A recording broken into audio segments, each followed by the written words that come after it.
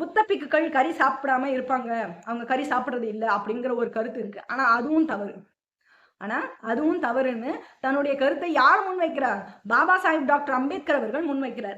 புத்த பிக்குகள் கறி சாப்பிடலாம்னு அவர் என்னென்ன சொல்றாரு அப்படின்னா, ஒரு 5 காரணங்களை முன்வைக்கிறார். அந்த 5 காரணங்கள் என்னன்னா, தனக்கு ஒரு உயிர் பலியிடப்பட்டு அதன் மூலமா உணவு தயாரிக்கப்பட்டு இருக்கு அப்படின்னு ஒரு புத்த பிக்கு பார்த்தாலோ, இல்லைன்னா தனக்காக ஒரு உயிர் பலியிடப்பட்டு அதனால அந்த உணவு தயாரிக்கப்பட்டிருக்கு அப்படின்னு ஒரு புத்த பிக்கு கேட்டாலோ, இல்லைன்னா தனக்காகத்தான் இந்த உயிர் பலியிடப்பட்டிருக்குன்னு ஒரு சந்தேகம் எழுந்தாலோ அந்த உணவை அவர் சாப்பிடக்கூடாதுன்னு சொல்றாரு.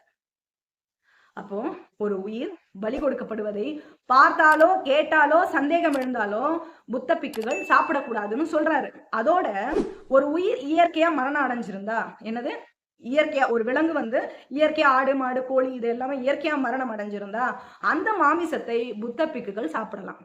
அதோட ஒரு பறவையோ இல்ல விலங்கோ இன்னொரு விலங்கை வேட்டையாடி அடிச்சுக்கிட்டா அந்த விலங்கு சாப்பிட்ட மிச்சம் இருக்கும்ல, இப்ப அணில் கடிச்ச கொய்யா பழம் அப்படின்ற மாதிரி அந்த விலங்கு சாப்பிட்ட மிச்சத்தை அந்த மாமிசத்தை புத்த துறவி சாப்பிடுவான். இப்படி 5 காரணங்கள் அடிப்படையில ஒரு புத்த துறவி மாமிசம் சாப்பிடுறது பழக்கமா இருந்ததுன்னு தன்னுடைய கருத்தை முன்வைக்கிறார் பாபா சாஹிப் அம்பேத்கர் அவர்கள். அப்போ பார்ப்பனர்கள் கறி சாப்பிடுறதுனால மரியாதை எழுந்திருந்த சூழ்நிலையில புத்த பிக்குகளை விட ஒரு உயர்ந்த நிலைக்கு பார்ப்பனர்கள் போகணும் அப்படின்னு யோசிச்சிருக்கிறாங்க. அப்போ புத்த பிக்குகளை விட உயர்ந்தவர்களா அடையாளப்படுத்தக்கூடிய விதமா பார்ப்பனர்கள் மாறினாதான் விட்ட இடத்த பிடிக்க முடியும் அப்படின்னு பார்ப்பனர்கள் நல்லா தெரிஞ்சது. அதனாலதான் மாட்டுக்கறியை பார்ப்பனர்கள் கைவிட்டாங்க.